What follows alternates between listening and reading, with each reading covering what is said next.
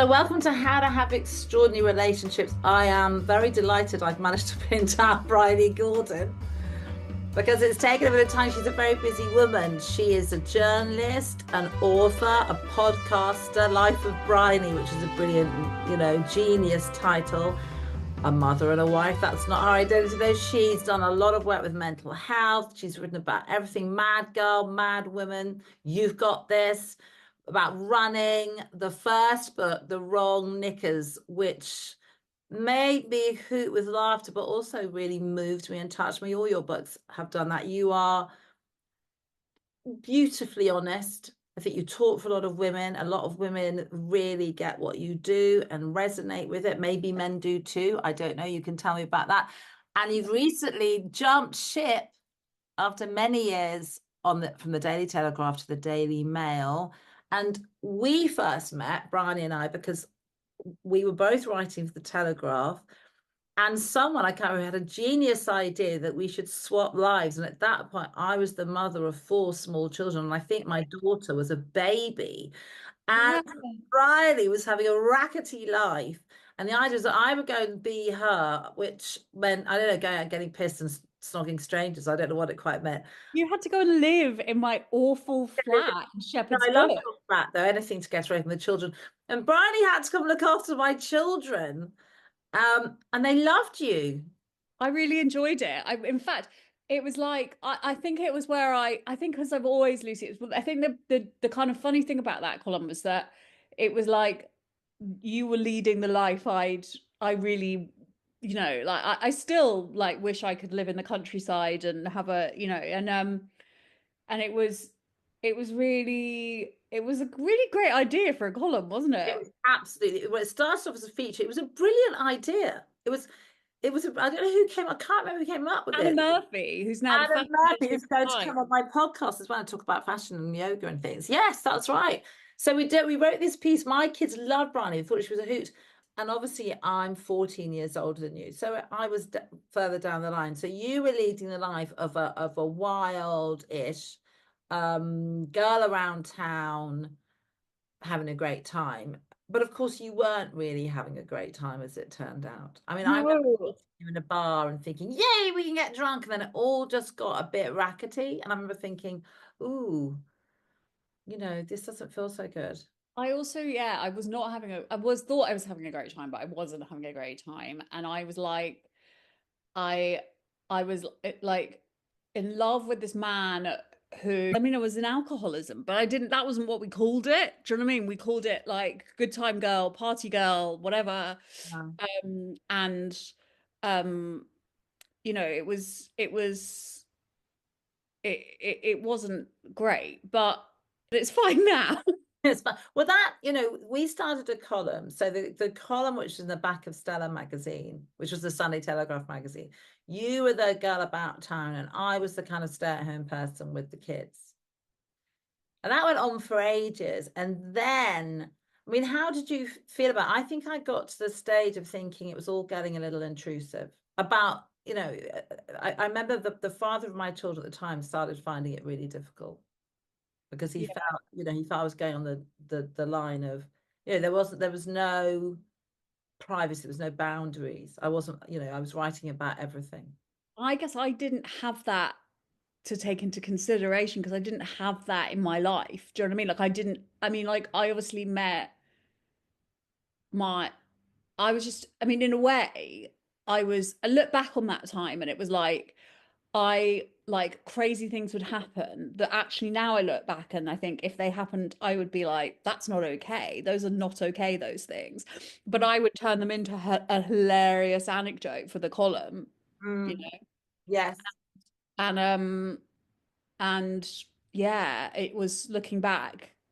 I Yeah, it does make me feel a little bit icky, but like, but just generally that period of time makes me feel quite icky anyway. Yeah, Like yeah.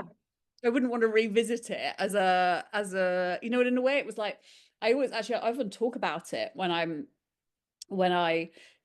talk about getting sober. And I remember in the very early days of sobriety, and I remember being in rehab, and I remember being like, but drinking and partying is my whole personality. And I remember this counselor saying, I mean, you were a genius. You turned it into a job.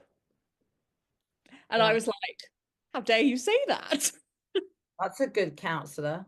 He or Mm. she pushed the envelope there. Yeah, well done. You've turned it into a job. Yeah, it was like in a way it's genius. And I was like, and it's why I was in this total kind of, yeah, of like, oh, what is life without any of these things, Yes, And I it's think, a bit boring and a bit adult and a bit like, oh my God, I can't just get pissed. yeah, but I'm That is now, that's crazy. sort of 7.5 years down the line, and I'm like, oh, thank God, I can't think of anything I'd rather do. That's, you know, You've written obviously a lot about your life, and you've done a lot. I mean, in a way, the Wrong Knickers probably came on the back of all that. yeah. Have I mean, how it's almost like we've seen you evolve, and you've done incredible things. You know, mental health mates. You've done incredible things. Running the marathon, your Knickers. You've done a lot of things. OCD, eating disorders, addiction. You know, it's like all of this has come forwards in you. How has it been writing about all this and running the marathon, and you've become a kind of a, I don't know quite what the word is. You're not a national treasure yet, but I mean you're probably on the way. I don't know, like it's weird, like I don't think I don't like I don't stand back, and it's just all it's all happened quite, or kind of, this word is awful, but like organically, like there was never any kind of like, there was never any plan that any of this would happen, and I've very much gone with the flow. And uh, I it's writing about the dark stuff has actually got me better. It's like, for whatever reason, that's the process I had to go through. So, I wrote The Wrong Knickers, and it was like, ha ha ha, isn't that funny? And then and my daughter was like, maybe she was just over a year old. And then I sort of had a bit of a breakdown, and I remember writing about that, about the OCD for the first time in my life, and the reality of it. And it suddenly all was it, it was like, oh, that's not quite, like it, I don't know, it's weird. It's a weird old process, and I'm sure in decades to come, if I'm lucky enough to stay alive or cognizant for that long, I will look back, and I will, just as I look back at 29, I'll probably look back at now and go, oh God, Bryony, what were you doing? But that's life, isn't it? We're constantly evolving and learning. Yeah, that is right. But I mean that is your, I mean, calling cards not the right word, but I mean people come and ask you to do stuff because number one, there's a lot you want to write about. You were saying you find it quite helpful to write about it. I mean, let's say OCD. Well, I find it helpful to write about. I always write about it like after, it's how I realize that's how I make sense of stuff, often, is writing about it, almost Yes. like structuring it, even though often mental illness, I mean, not often, mental illness doesn't really have any structure to it. It's quite, it's messy. But I do think, and this is, I mean, you as a therapist will understand this, like there is this great need to make sense of it Yeah. and understand it. And for me, writing does that, and it enables me to kind of make neat something that is inherently quite messy. Yes. And then I guess when I feel like I can make some sort of sense of it, it's not that I can put it in a box, because obviously I can't, but I do very much, I do very much believe that there is an order to things, and everything has sort of reason and set, and there's like, I think probably when I started writing, I really did think that mental illness was like a chemical imbalance, and and it just happened to people out of a clear blue sky. And I can now see that absolutely that is not the case, and Yes. we, So yes. Carry yeah. on. Yeah. So for me, I think there's a sense of that as well. But then also there's the sense of, I always say this, that all mental illnesses thrive in isolation, and they thrive by isolating you, and by telling you you're a freak, and by telling you that you're alone, and by telling you that no one's going to understand what you're going through. And the moment that you break through that, you're not cured, obviously, but you are on the road to recovery. And so for me, calling it there's there's that act of calling it out in black and white, and if I write this down and the police don't come and arrest me, then there's a sort of victory there. But then also um people come to me and they say, "Oh yeah, it's a way of me going, I know that there are other people out there who experience this thing, but I don't meet people in my day-to-day life. So if this is you, why don't we come and hang out around this book and we can realize that we're not mad, or we are mad, but we're not bad." Yeah. Yes. So there's all sorts of, so where do you think, I mean, I know this is a huge question, so obviously you don't have to answer it definitively, but where do you think mental illness comes from? I think mental illness is your brain's way. This is where I've come to. This is what I've come to, Lucy, is I think it is your brain's kind of way actually of trying to protect you, Okay. or to signal that something isn't right in your to signal that something isn't right in your life. Does that make sense? Yeah. It may not be that that thing is it's your brain. I think it's your brain's sort of quite sophisticated way of dealing with trauma. Yes. Okay. Yeah. What do So, you think? I think it's really complicated. Yeah. And again, I don't think there's a definitive answer. And I mean, something like OCD is very interesting because a lot of people have it in all sorts of different forms, and it can be absolutely debilitating for people, but we don't really talk about it. No. And for some people, it's so they can't even leave the house. So an interesting line of thought would be, well, what is that protecting them against, etc. I can see that do people respond to you? Do people come to you and tell you their stories because you're open about things and I mean, people can contact you. Do you get a lot of people asking for your help or just wanting to tell you Yeah, how? I do get a lot of people come to me, and I have had to kind of and there are boundaries. Like I can't offer them advice, Yeah. I'm not an expert. Mm, mm. Me, the place I've come to on that is like I am I can talk about my experience, and I can signpost to places that, They can you know, go get some help. I see myself as a point on a long road of recovery, and I'm probably somewhere at the beginning of it. Does that make sense? And so people get into it, they'll identify, they'll begin to realize what it is. They'll read the book, they'll go, "Oh yeah, this is what is going on." And then they might go out and Google it and look it up, and then they'll go to, they might end up going to therapy, and that's where, and that's where I see myself, as that's my role, and it's not anything more than that. And yeah. Have things changed since you went from the Telegraph to the Mail? Did you jump? Well, probably didn't jump. You were probably lured. I was lured, yes. I was very gratefully lured Okay, you're done your time. at my time, and I was, yeah. Um, what do you mean? Have things changed in Well, terms? a different sorts. I mean, do you have a different sort of reader? Do you get different responses? I mean, the Mail probably feels like a much larger forum to me. Yes, it's massive. It's Yeah. really massive, and it's what's really interesting is that the Telegraph, obviously, I'd grown up there, but it's changed a lot, you Yeah. know, it's changed a lot. And the Mail, what's interesting is weirdly, see, lots of people are very public, like they look down on the Mail, right? But they all read it, And they do. they all scrolling on it. So weirdly, it's opened me up actually to a much bigger, not weirdly, it's opened me up to a much bigger audience, Yes.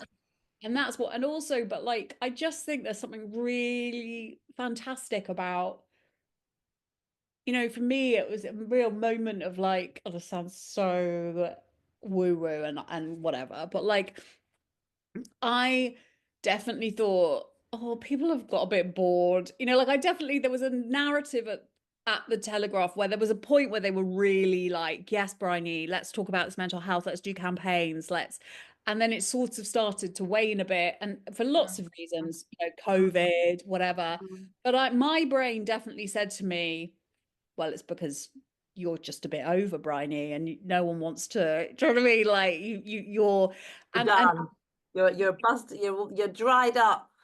yes, and there was this moment where, and I kind of knew that there was more I had to do, and there's more I wanted to do, and you know, and there's more I wanted to talk about, and there's more I wanted to, and I think I definitely part of my own personal like psychological journey has been about limiting my like dimming my light a bit because I don't want to like upset people.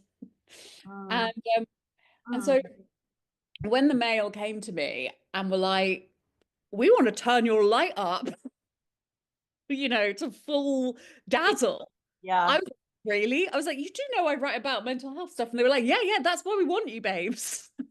And Yeah.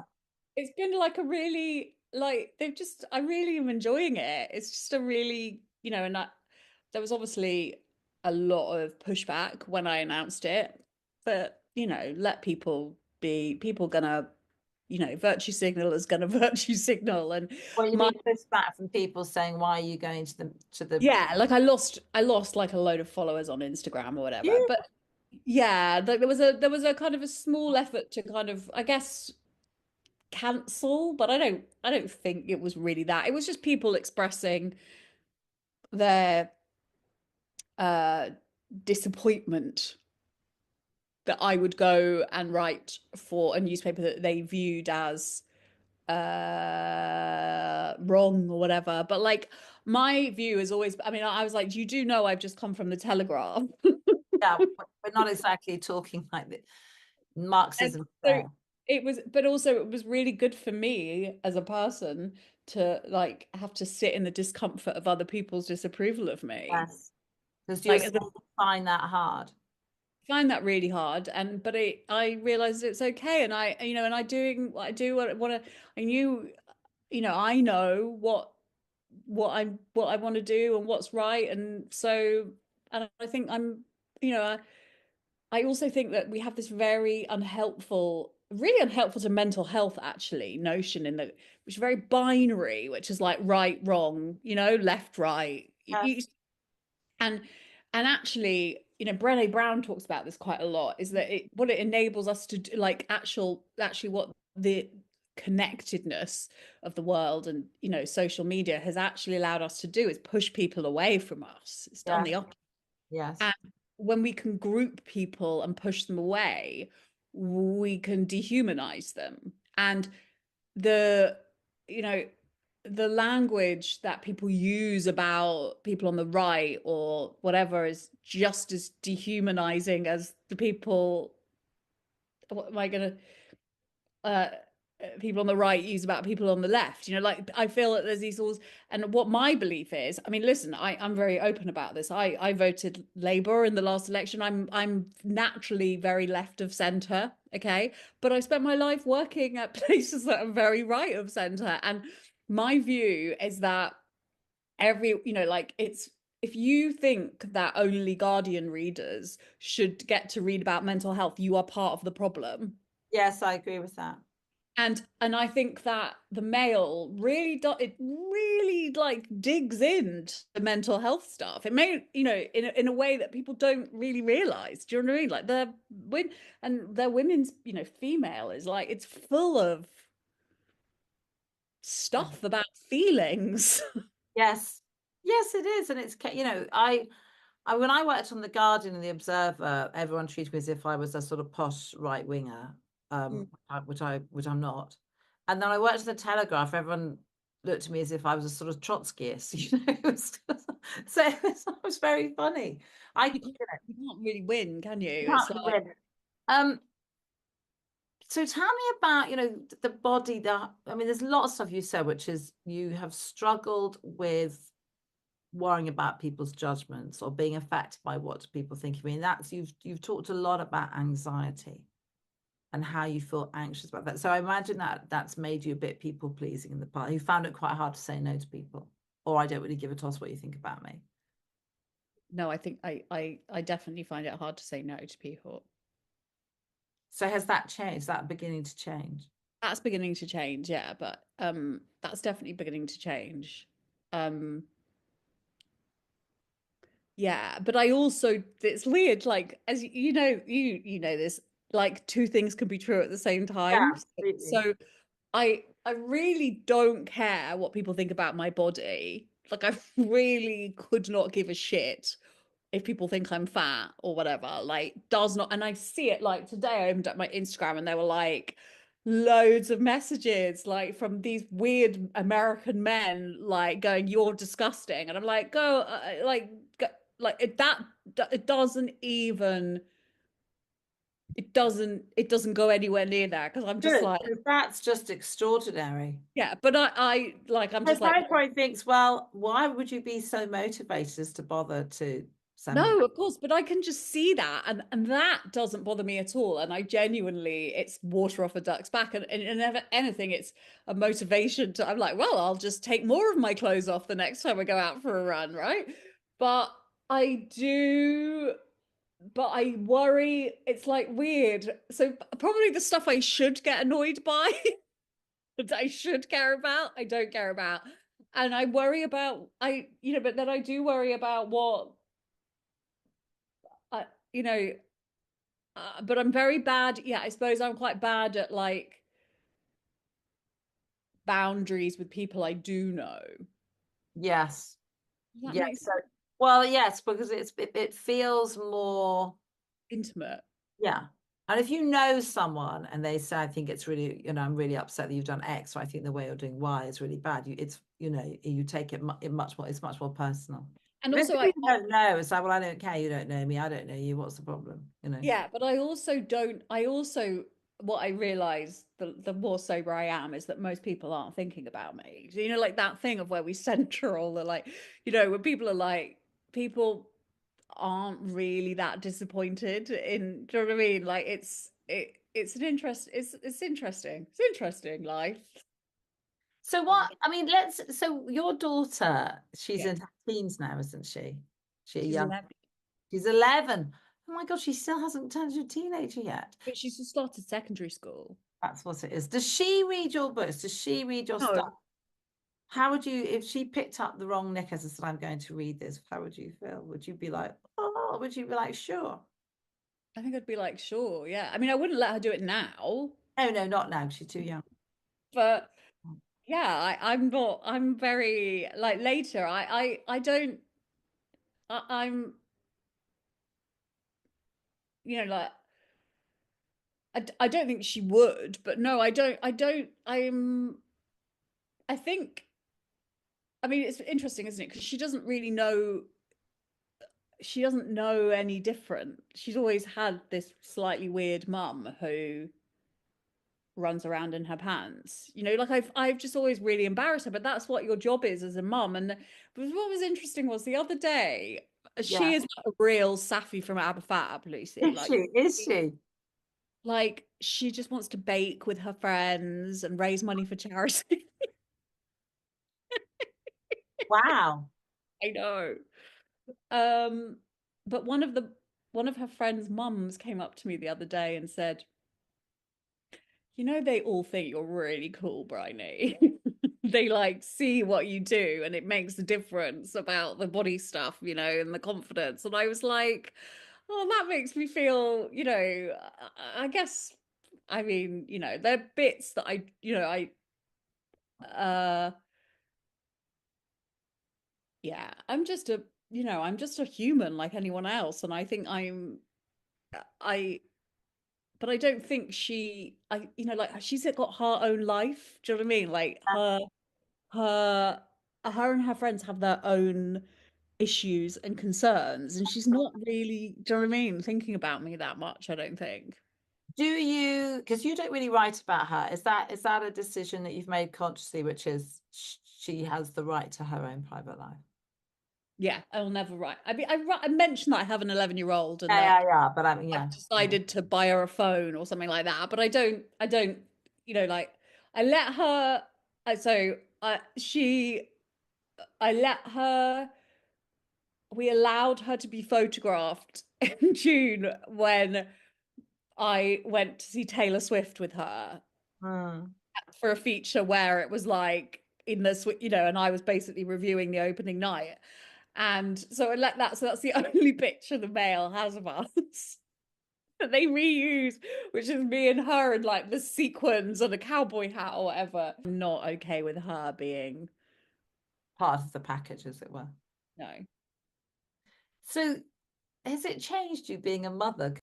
Well, I think it does change you. I think it definitely, and this is something I would never say to her because I don't want to put the pressure on her, but it definitely, I think in the end it sort of saved me because Mm, I I became, this isn't like, oh, this is so narcissistic to even say it, but like it kind of, it was like it was impossible to ignore that the way I behaved was not normal. Does that make mm. sense? Yeah, yeah, yeah. Um, it was like, well, you're the mother, you're a mother now, and like, I think up until the point I had her, I believed that I really had convinced myself that the way I drank and took drugs was like, um, it was just like young party girl behavior. And then I think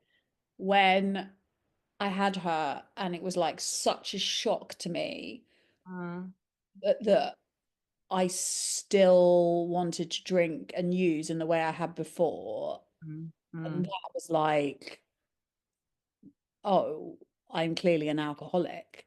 But it still took time, for me to acknowledge that because you're so ashamed of that, you like bury it deep down inside. Yes. So, but I love being a mum, but I don't know how good I am at it. How's it live, right? I've only done it like Oh, I was like, I'm not having more than one.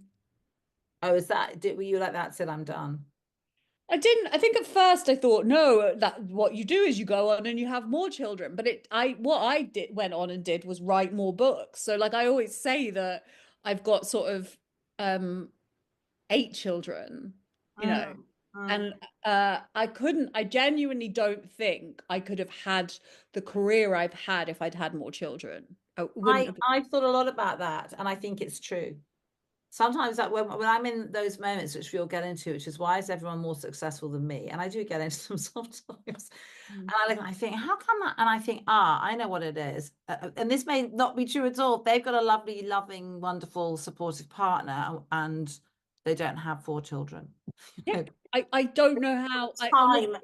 It's a time thing. It's an emotional thing. Is how much time and emotion do you have spare?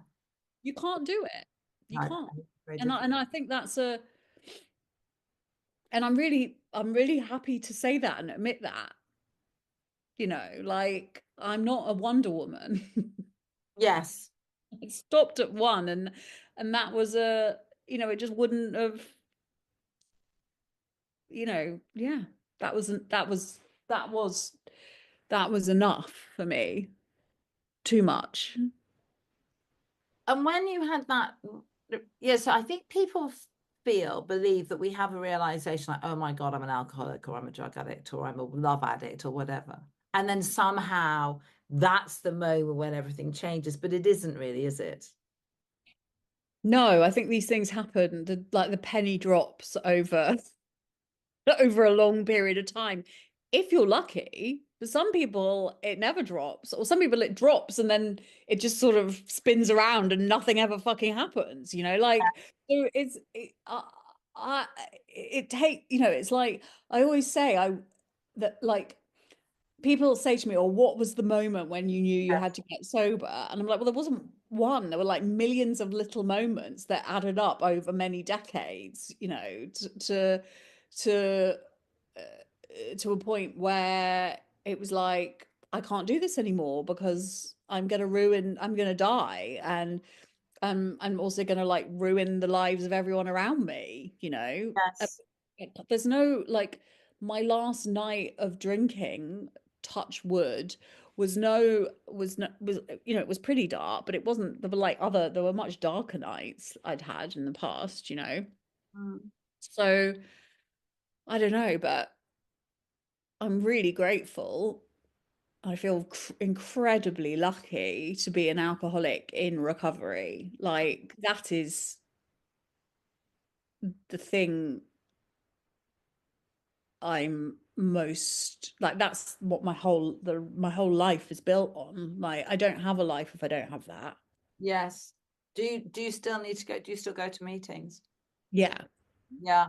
Yeah, I do. I'm very like I I think it's like if I can accept if I it's like I know there are lots of people who like I don't want to define myself by as an alcoholic, but I do because if I define myself as an alcoholic, I get to define myself as all these other things as well. Does that make sense? Like if Yeah. I remember every day that I have this way of being, and I think, you know, the alcohol bit in alcoholism is in a way a bit of a red herring. Like if you're lucky, the way you drink will lead you to the knowledge that you have this sort of ism, you know. Yes. Um, and so for me, you know, I genuinely don't think often at all about alcohol anymore. And if I do, it's with the sort of like, ugh. But for me, it's about that inability really to deal with reality, Yeah. you know, and all the little ways in which I numb myself to, or I try and find like I always often say that like alcoholics or people with addiction issues or whatever, it's like I want to get from A to Z without having to go through B, C, D, E, F, Yeah. G. Yeah. Yeah. Yeah. Can we And just go straight there and not have to do all this? yeah, like I just want to bypass all of the difficulty and the hard work and just go straight to the euphoria, like the good bit. And so for me, it's been about learning to go through B, C, D, E, F, G, H, I, J, K, you know, and sit in the like sometimes miserable bits of that, you know, and uh it I had you know like you know this experience you know like experience recently was something really awful dark happened and I wanted to crawl out of my own skin like it was you know, it's someone very close to me dying and it was like um I'd forgot like I hadn't felt that yeah and I guess there's a sort of you know, being sober enables me to be able to be present and to be useful to Mm. people who really need me to be useful for them. Does that make sense?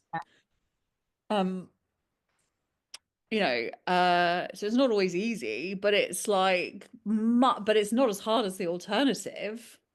No. Yeah, it's hard though. I mean, the worst thing in the world is seeing things clearly. It's Yeah, like but I also think it's the only way. Like I it's can't, the only way. and I think I can't. And also, it's like for me, it's all about like, am I available to the people I love and the people that are most important to me? And Mm. the only way I can be available to them is if I can see things clearly. Because if I can't, very quickly it all goes, and I'm no use to anyone. And I don't like. For me, it's like, how useful are you today, Bridie? Do you know what I mean? That's my. A helpful question to ask. You Do know, you, what yeah, I mm. mean, what am I going to do today that's helpful or kind or joyful or Yeah, or like what purpose? Like I think we all want lives with purpose in them. yeah, Do you but know I what I mean, mean? I think people do need purpose. Even if it doesn't have to be huge. For anyone's listening, it doesn't have to want to save the earth. It doesn't No, you don't have have to to be find that. like a yeah, I just think it's like what am I like for me, I very much like if I've got a little plan and I can kind of like today my literally my purpose was to cancel the Wi-Fi, get you know, because it's terrible, get a new one. What else was on my list? Do this and go for a run and do some washing. And I was like, these are the things I'm going to do today to be of use to, you know, Like, and you do that day by day, don't you? And then you hope that that all adds up to something and will over the long term, if you're lucky enough to get the long term. Like I really don't, like I don't know, I'm a bit philosophical at the moment, but I think this is like a gift. This every moment is a bit of a gift. Yeah. Like it really is. Even the shit bits, they're a gift. So like fucking, let's run with them and make them count, I guess. I have to, as I'm sure you know, my sister died very suddenly and unexpectedly in 2022. She got up one morning and by the end of the day, she was no longer here. I didn't know that. I'm so sorry. Awful, terrible, leaving behind so awful. And talked a little bit about it. But when I'm feeling a bit whatever, I have to remind myself my sister would have given anything to still be here. So basically, you know, catch yourself on a bit and get on with it. I mean, obviously, we know, I think most of these things happen unintentionally, but there's a huge community of people that have come together over a period of time that respond to what you write. And I imagine it's building and building and building. What, to do with mental health, body image, you're really brave. You do very brave stuff. You stand in the window in your nicky nacky news. And I thought, God, I don't think I could do that. You could, No, I don't think I could. couldn't I don't you? think I I don't could. know. I love I it. certainly, well, I certainly wouldn't run the marathon because, like, I wouldn't run anywhere. But and the idea of doing, thank you very much. But so there's something very, very brave and very exposing about all this, which I think people respond to because it's clearly honest and people respond to honesty. I don't know. I just hate to think people. I think I'm quite.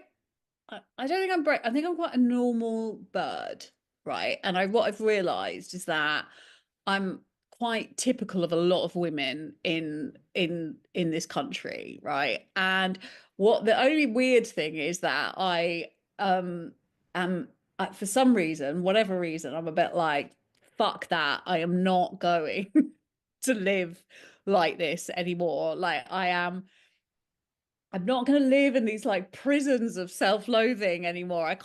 Just can't be fucked with it anymore. And so I'm like, okay, well, I know that it didn't, like, for whatever reason I was able to switch that, and all I want is to show women that they can switch it too. Does that make That sense? really makes sense. And that's all my motivation is. Like for every book, even the Wrong Knickers, it was like, oh my God, I spent ages feeling really shit about myself. And then I realized that this is quite a kind of common way to feel. And Oh, I'm going to write this down because if it makes one person feel a bit better about themselves, then it's good. And that's basically behind every column I write, everything I write is like, I realize if I felt these things, other people have felt them too. yes. And I don't, I think of the times I've sat in my like head in utter misery, like wanting to die, and that is no way to live. So that's really what's behind it all. That's why I stand in shop windows in my grubby pants and run around in my pants and do all this stuff and talk about this stuff that should be hidden or people think should be hidden because it shouldn't. It's like it's it's when we hide it that people stay in it and get, shame keeps people sick. Do we want people to be well and functioning, or do we want them to be unwell so that we can pontificate and look down on them? That's the question I want to ask. Yes. And I mean, I have had someone say to me, it was a man, and a very privileged man, Of when are you course. going to stop writing about yourself?